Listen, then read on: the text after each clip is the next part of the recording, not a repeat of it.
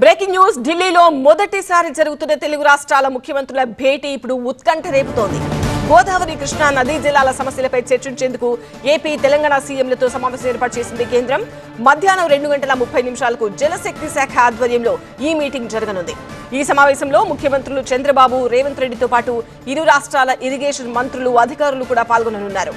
అయితే బనకచెర్లపై మాత్రం చర్చకు ససేమిరా అంటోంది తెలంగాణ. ప్రాజెక్టుల వారీగా నీటి కేటాయింపులపై చర్చించాలని డిమాండ్ చేస్తోంది. వృధాగా సముద్రంలో కలుస్తున్న వరద జలాలను వినియోగించుకునేందుకు బనకచెర్లకు అనుమతులు ఇవ్వాలని కోరుతున్న ఏపీ రెండు రాష్ట్రాల ప్రయోజనాలపై చర్చించేందుకు సిద్ధమంటోంది.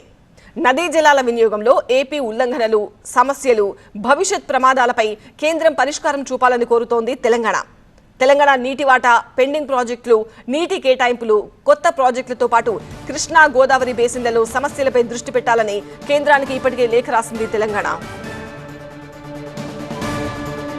బనకచెర్ల విషయంలో రెండు రాష్ట్రాల మధ్య డైలాగ్ వార్ నడుస్తోంది. బనకచెర్లపై వెనక్కి తగ్గేదే లేదంటోంది ఏపీ. మళ్లీ ప్రతిపాదనలు పంపిస్తాం, అనుమతులు సాధిస్తాం అంటోంది ఏపీ ప్రతిపాదనలను కేంద్రం వ్యతిరేకించలేదని, పునఃపరిశీలించాలని మాత్రమే వెనక్కి పంపిందని చెప్తోంది.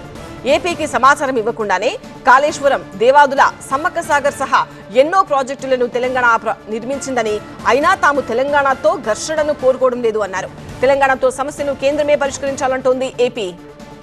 అయితే ఏపీ ప్రతిపాదనలపై కేంద్రం స్పందించొద్దని డిమాండ్ చేస్తోంది తెలంగాణ.